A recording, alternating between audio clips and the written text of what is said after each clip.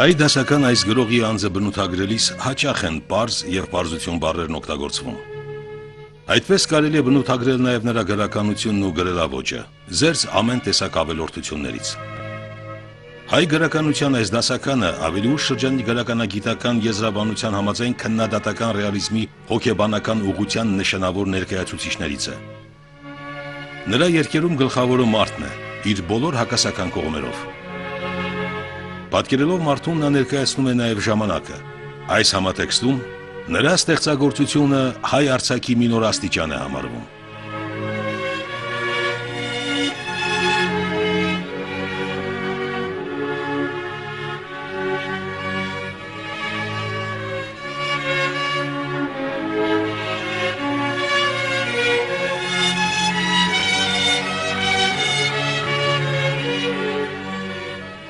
Թբիլիսին մեծանուններ է տվել մեր մշակույթին ու մեր գրականությանը։ Այդ մեծանունների մեջ ես հատկապես առանձնացնում եմ մի քանի անուն, անձամբ իմ կարծիքը։ Դրանց մեջ իհարկե ինձ համար առաջինը Սայաթ Նովան է։ Բայց սա միայն բանաստեղծական առումով, այսպես պոետական առումով, սակայն գործով, գրական վաստակով, ստեղծագործությունների գաղափարական ուժգնությամբ ինձ համար մեծանուն է և Նարդոսը։ Նարդոսը իր անունով, իր ստեղծագործությամբ, ժամանակի իրադարձությունների, ամբողջ ժամանակի, այսինքն 20-րդ դարասկզբի, 19-րդ դարավերջի, քաղաքական կյանքի, սոցիալական կյանքի իր ներկայացմամբ, իր քննադատությամբ բացառիկ տեղ է գրավում մեր գրականության մեջ։ Երբեք չի մեռնի Նարդոսի գրականությունը, որովհետև դեմոկրատ գրող էր։ Այսօր մենք դեմոկրատական իրավակարգում ենք ապրում, ժողովրդավարական, ինքը ժողովրդական գրող, բնական է, որ Նարդոսի արծարծած գաղափարները, նրա գաղափարախոսությունը բավականին այժմեական է, ցավալի է, բայց այժմեական է։ Վերջերս ես հանդիպեցի շատ այսպես կամահրական կարծիքի, ես ուղիղ եմ ասում, թե ինչ եղավ հետո, երբ Շաքարամանից 2 կտոր շաքար պակասեց պատմվածքի հետ, որ մեր թաղում է։ Դրոգապան Յագորը ասում է, թե ինչ եղավ, մի մուշտի տվի էլի ուրիշ բանոց չեմ արել։ Գնանք դատարանները, ներկա լինենք դատական նիստերին, կարդանք թերթերը, չի լինում այսօր այդպես վրա երթեն անում, ասում են ինչ անեմ, գնացի կպավ, մարդը մեռել է արդեն, գնացել է, ինչ անեմ կպավ, սա արդյոք նույնը չէ, արդյոք նույնը չէ, ինչպես բժշկեցին, սնահավատության զոհ, այսօր էլ են դառնում։ Սիվիլ իրավակարգում ենք ապրում, 21-րդ դարն է արդեն, բայց շատ կան սնահավատ մարդիկ, Նարդոսը այսօր էլ կօգնի։ Նարդոսի հենց այն խոսքը, որ ասում է, թե գրականությունը նաև դպրոց պիտի լինի, դու ինձ ցույց ես տալիս հայելի է գրականությունը, որը արտացոլում է ճշմարիտ կյանքը, հայելու մեջ ինձ ցույց ես տալիս, որ ճակատիս մուր կա, ասում է Նարդոսը, բայց ցույց տուր միջոց, ինչպես սրբեմ այդ մուրը, այսինքն գրականությունը պիտի լինի դաս, գրականությունը պիտի լինի դպրոց, գրականության պիտի սովորես, եթե գրականությունը քեզ ոչինչ չի տալիս սովորելու, ոչինչ չես վերցնում, այսինքն գրողի աշխարհը քոնը չի դառնում, այսինքն այդ աշխարհը կայացած աշխարհ չէ։ Նարդոսը այս առումով վարպետ է։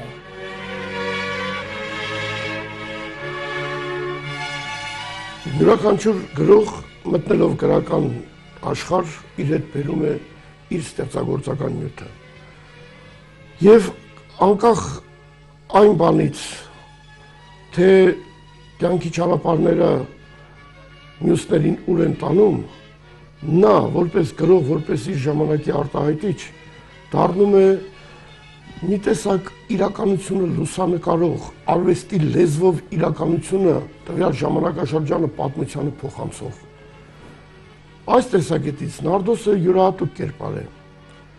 Նախ Նարդոսը մի մարդ էր, որ Թիֆլիսից գրեթե դուրս չեկավ։ Նրան իր հավելաբարներ, խմբագրություններ ունեն, խմբագրական աշխատանքներ։ այն աշխարհը, որ պատկերեց, տեսել, դիտել ու նկատել է ահա այդ տեսադաշտում։ Ընդամենը մեկ անգամ եղավ, որ Նարդոսը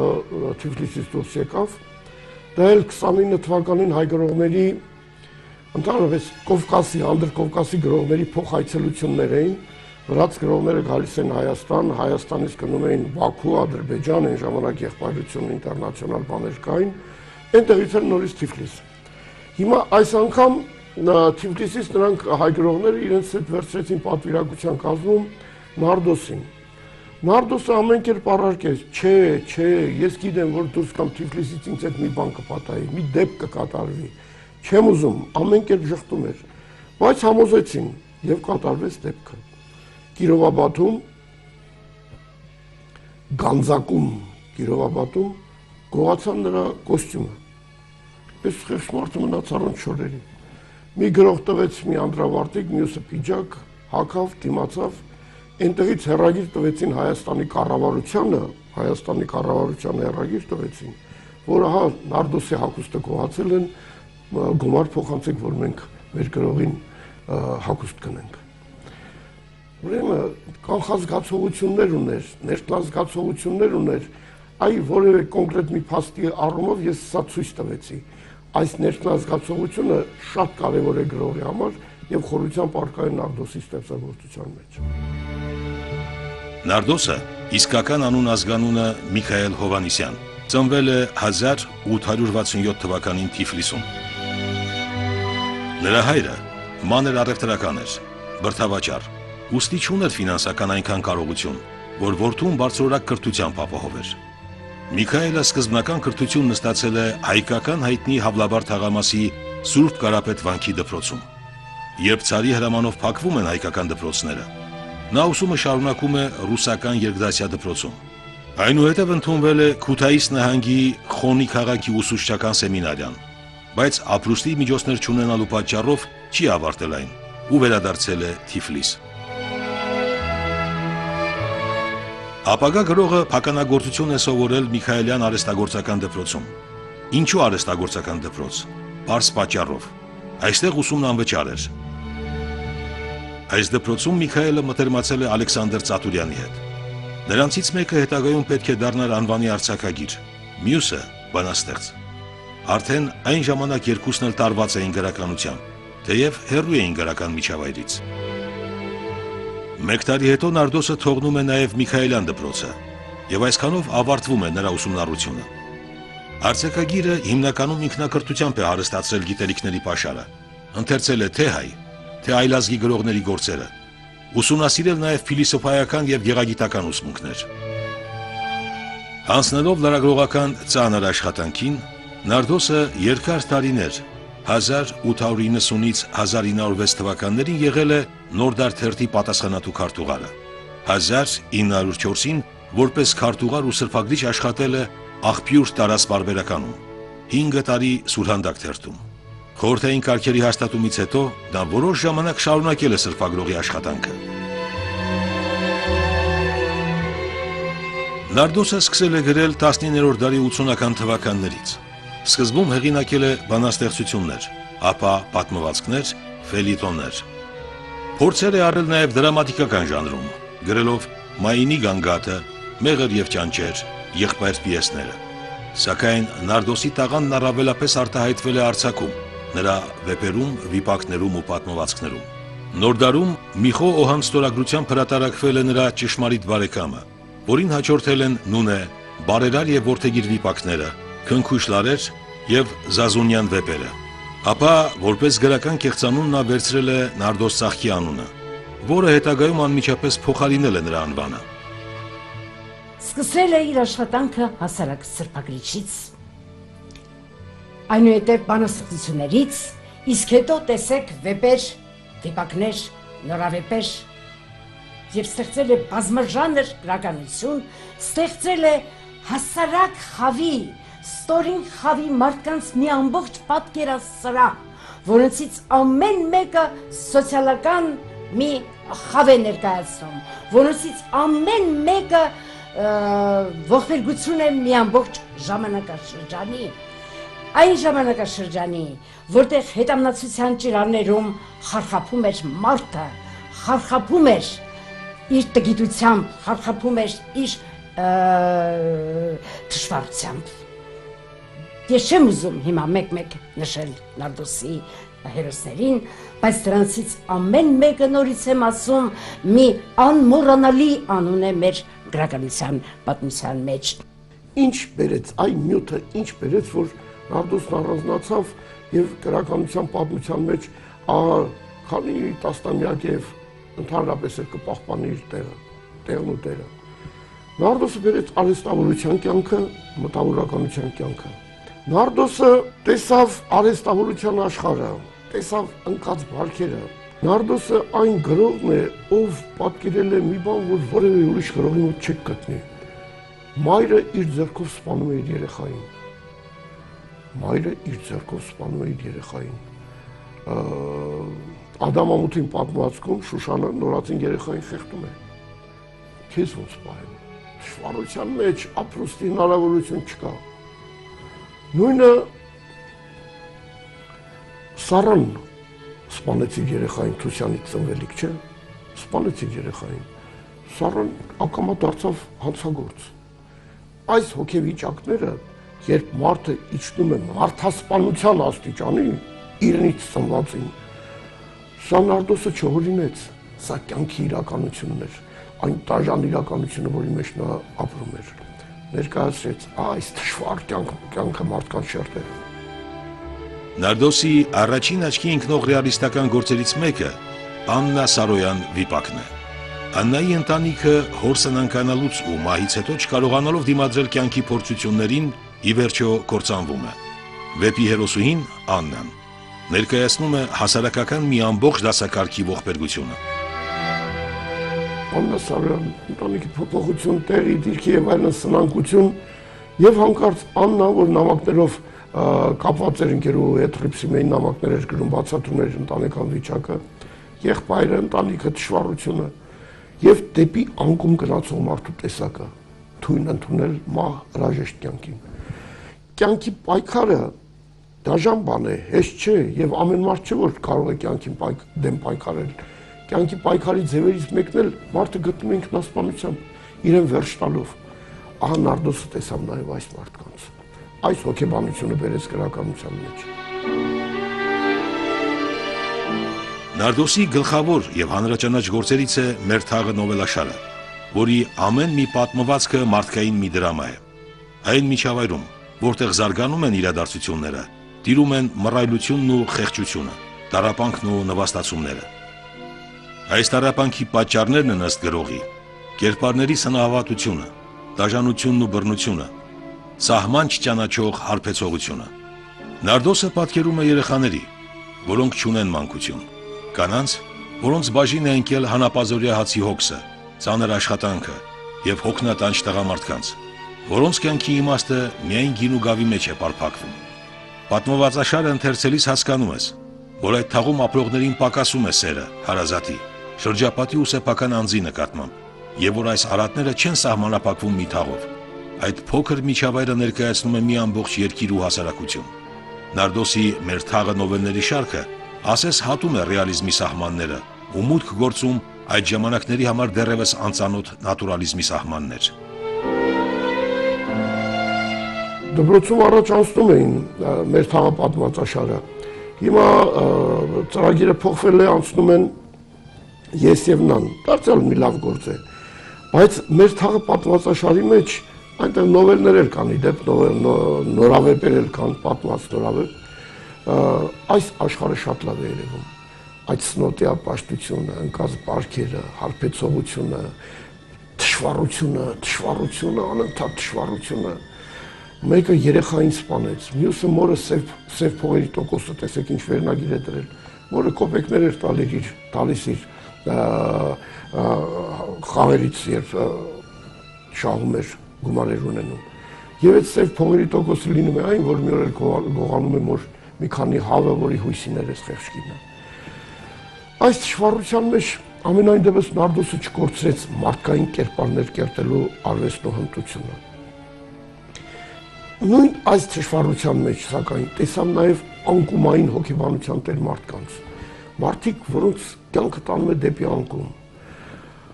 Այ կերտես Լևոն Շահյանի կերպարը, չէ։ Լևոն Շահյանը իրեն տեսնում է որպես Տորիչելյան մի դատարկություն։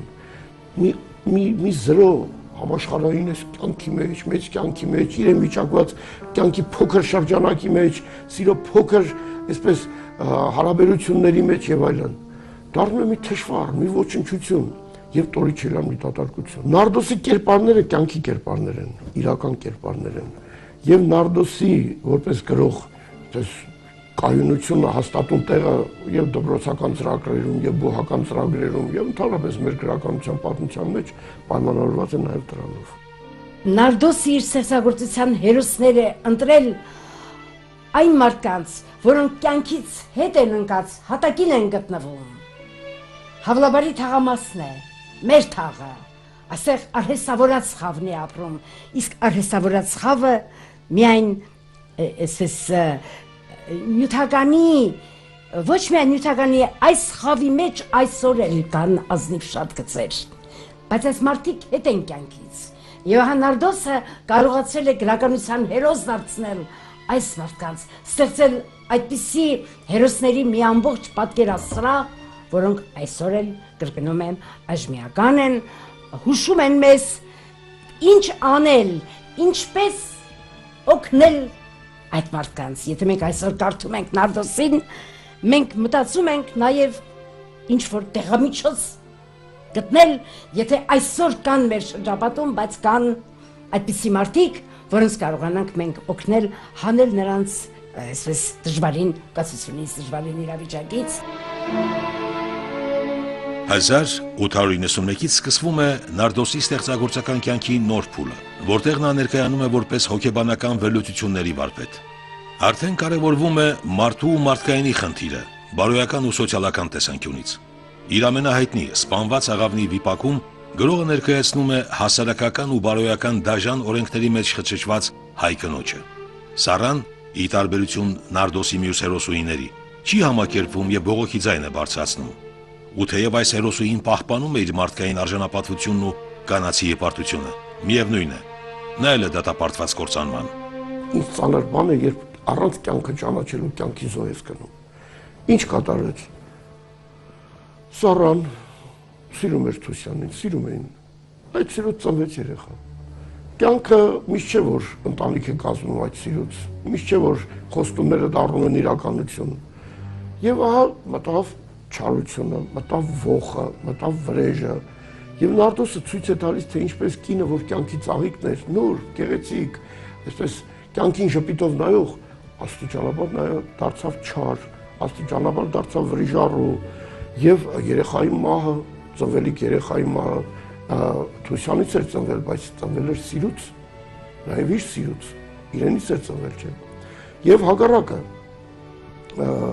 եւ կերպարի խորացումն ու շարունակությունը, այնտեղ Գարեգին Սիսակյան կա, որի հետ ամուսնանում է։ Այդ ամուսնությունն էլ հաշվի նկատեր, ավազի վրա մի ատրճանակ է նկարում եւ օգտագործել կարող ես։ Այսինքն այս գլխից արդեն իսկ որոշել էր, որ Գարեգինը պետք է Թուսյանին սպանի։ Այս Գարեգինն էլ այնպես թույլ անկամ մի անձնավորություն էր, խեղճ ու գրակի մեկը, որ ընդամենը հասցնում էր մի հատ դռան զանգ տալու փախչել։ Սա էր նրա հանդգնության չափը։ Եվ այս ընթացքում զոհ է գնում Սառան։ Հրաշալի մի կերպար վաղ շրջանում, նուրբ, քնքուշ, բայց գնաց կյանքի պայքարին, կյանքի դաժան խավին չդիմանալով զոհ գնաց։ Այն դեպքում, երբ կարող էր եւ ապրել, եւ ապրեցնել իր երեխային։ Եվ կյանքը ուրիշ ձևով կժպտար նրան, ուրիշ ճանապարհ կբացեր։ Նարդոսի ամենահաջող գործերից է Պայքար վեպը, որտեղ գրողը անդրադարձել է սոցիալական խնդիրներին, պատկերել կյանքի փոքր եւ մեծ դրամաները, մարդու օրասական պայքարն ու նրա հոգու անտեսանելի ցալքերը։ Այս վեպում հեղինակը ներկայանում է բոլորովին նոր գրելավոճով։ Այստեղ միահուսված են հոգեբանական եւ երգիծական սկզբունքները, արկա է ժամանակակից կյանքի խիստ քննադատությունը։ Մեկ ուրիշ մահ վեպում լավագույնս արտացոլված է ժամանակի հայ մտավորականության կերպարը, Այստեղ հակառակ բևեռներում են հայրենիքին նվիրվելու ձգտումը եւ եսամոլությունն ու շահամոլությունը։ Այս վեպն իրապես հայ քննադատական ռեալիզմի ամենահաջող երգերից է։ Վեպերի վերնագրերը պատահական չեն, պայքար, մահը, չէ, պայքար։ Պայքար այնտեղ կուսակցությունների պայքար են, գաղափարական պայքար կա, բայց նաև կա կյանքի պայքարը, կյանքում իր տեղը գտնելու, անհատը իր տեղը գտնելու պայքարը կա։ Այս հոգեբանության մեջ, այս տեսադաշտում Նարդոսը դարձյալ շատ նուրբ է, նուրբ, հմուտ, խոր։ Այ Սուրեն Բազենյանի կերպարը, չէ, Թույսյանի մի տարբերակն էլ սա է։ Սա էլ այսպես կյանքում իրեն դասավորել գիտի, իրեն ցույց տալ գիտի։ Նարդոսը այս կարգի կերպարներին հանդեպ ուներ իր վերաբերմունքը, այնպես ինչպես Հրանտ Մաթեոսյանը ուներ աշխատող չարքաշ Բեռնաձին, Ալխոն եւ այն նարնջագույն հովատակը, որոնց հանդեպ այդ կարկեսում յուղա ծոցած ձիերին, չէ, հանդեպ ուրիշ էր վերաբերմունքը։ Նարդոսն էլ այս կերպարներին, այսպիսի կերպարներ է ստեղծում։ Այնտեղ էլ մի երգիչ կա, չէ, Ջափինով, Ջափինյան, հազար մի ազգանուն կարող է փոխել միայն նա ջրերեսին։ Ահա այստեղ է Սուրեն Բազյանի կերպարն է, որը կյանքի խաղը դարձնում է կենսագրություն։ Երբեք Արևմտյան Հայաստանի երես չի տեսել։ Ձեռքը վնասել է, բայց այնպես է ներկայացնում, որ ազգային հերոս է։ Երվանդոդյանը սրանց այսպիսիներին բնորոշեց որպես հեղափոխության մակաբույծներ։ Մակաբույծ բառը, եթե մերոնք չհասկանան, то իմանան էտեն է, որ իրենք ասում են, то պարազիտ, այդ պարազիտն է մակաբույծը։ Այ հեղափոխության հաշվին սնվողներ։ Մեր ժամանակում էլ եղան այդպիսիները, որ Ղարաբաղի երես չեն տեսել, Ղարաբաղում,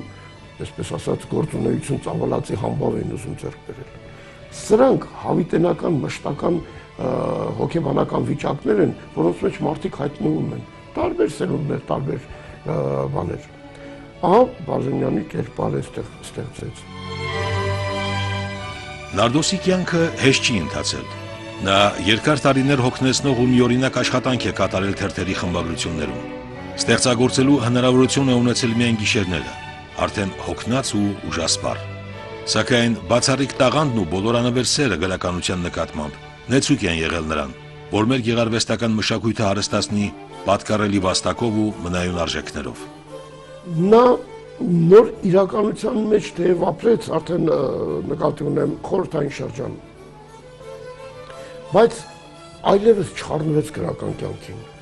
Ընդհանրապես նախկինում էլ գրական կյանքի բուռն մասնակցություն չի ունեցել, հոդվածներով, այսպես ելույթներով, հանգանակներով, կռվով եւ այլն, համեստ, պարկեշտ, լուր, խոհուն մի ներկայություն է եղել եւ այդ հայացքն էլ դարձրեց գրականություն, մտավորականի այդ տեսակը, մտավորականի այդ հայացքը։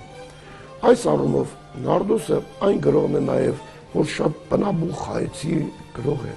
Թիֆլիսում ինչ տեսավ քաղաքային կյանք կերպարներ մարդիկ, դա էլ պատկերեց։ Երբեք օտար վեպերի հերոսներին չնմանակեց, չարտագրեց, հայ կյանքը չփորձեց այսպես ուրիշ տեսանկյունով պատկերել, որ արդեն ուրիշները նկատելու պատկերել էին։ Այս տեսակետից ևս Նարդոսը որպես իր ինքնատիպություն ունեցող գրող է։ Նարդոսի ստեղծագործությանը բնորոշ է ժամանակի խորը ընկալումը, գեղարվեստական վարպետությունը։ Իր գործերում նա հավատարիմ է ճշմարիտ կյանքին, իր ժողովրդի կյանքին։ Նրա մասին, որպես մարդու եւ գրողի հիշատակելիս, հաճախակի է կիրառվում պարզ բառը։ Այս առիթով Ստեփան Զորյանը գրել է. «Ասի, որ համեստ էր, բայց դա սովորական համեստություն չէր, այլ տարօրինակ մի երևույթ։ Ամաչում էր անգամ նոր զգեստ ու նոր կոշիկ հագնել անմիջապես։ Նախ տալիս էր եղբորը կամ եղբոր որդուն, որ հագնեն միառժամանակ, մինչև որ կանցներ նրանց փայլն ու ճռճռոցը։ Ինչպես գրականության մեջ, այնպես էլ կյանքում տանել չէր կարողանում պոռոտ ու ճռճռան բաներ։ Սիրում էր պարզին վսեմությունը։ Երբ իր գրվածքները գովում էին մոտը, կարմրում էր, ամաչում ու խոսք չէր գտնում ասելու։ Համեստ էր այն աստիճան, որ չէր ուզում հավատալ, թե այդ մարդը թիֆլիսեցի է, սրախոս լոթիների ու կենսուրախ մոքալակների հայրենակիցը։ Բավական միջահասակ, ինչպես պատմում է մայրս Մանիկ Դանիելյանը, հայոց լեզվի եւ գրականության նախկին մանկավարժ, միջահասակ, բավականին համակրելի, բարեհամբույր արտաքինով մարդ էր։ Թաղում այդ Աբվոդնի փողոցում շատ սիրված անձնավորություն, երբ մենք երեխաներով պատմում եմ մայրս խաղում էինք փողոցում, երեկոյան ժամերին Ցիցիանովսկի բարձունք վերելք, Ցիցիանովսկի պադիոմ, այդպես են ասում Թբիլիսիում, այդտեղից ասում է ոտքով բարձրանում էր ձեռքին միշտ թերթեր եւ գրքեր ու բոլորս ասում են տեսակ լրջանում էինք եւ ուրախանում եւ լրջանում որ գալիս է Նարդոսն եկավ իսկ ինքը մոտենում էր մեզ ամեն մեկիս ասում այսպես ձեռքով շոյում ես ասում եմ մայրս մեծ երանությամբ եմ այդ օրերը հիշում հպարտությամբ որ միշտ ասում եմ Նարդոսը եղել է մեր հարևանը ապրում էին հիշում եմ ասում է նա շքամուտքով երկհարկանի տուներ ինքը միշտ շքամուտքից էր բարձրանում վերև Նարդոսի գրական վաստակը արժանիորեն գնահատվել է խորհրդային իշխանության տարիներին 1931 թվականին երբ նշվում էր նրա գրական գործունեության 45-ամյակը Նարդոսին շնորհվում է ժողովրդական գրողի պատվավոր կոչում 1931 թվականին նշվում է Նարդոսի գրական գործունեության 40-ամյակը Թբիլիսի շոթարուստավելու անվան մայր թատրոնում Հովհաննես Դավթյանը պատմում էր որ ես երևի նման մեծ միջոցառում նման շուկով միջոցառում չեմ տեսել երբ Նարդոսը բարձրացավ բեմ պատմում էր Հովհաննես Դավթյանը Ծափահարությունները դահլիճում չէին դադարում, բոլորը ոտքի էին կանգնել, իսկ ներկա էին կարկառուն ներկայացուցիչներ վրաց մշակույթի, շատ էին սիրում Նարդոսին, իր գրչի համար, իր գրի համար, իր խոսքի համար, իր ազնիվ համեստ բնավորության համար։ Երկու տարի անց 1933 թվականին Նարդոսը վախճանվում է իր ծննդավայր Թիֆլիսում։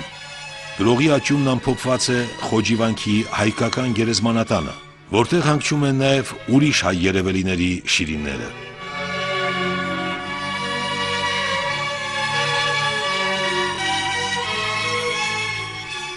Մեծանունները մահվանից հետո էլ գնահատվում են ու արժևորվում,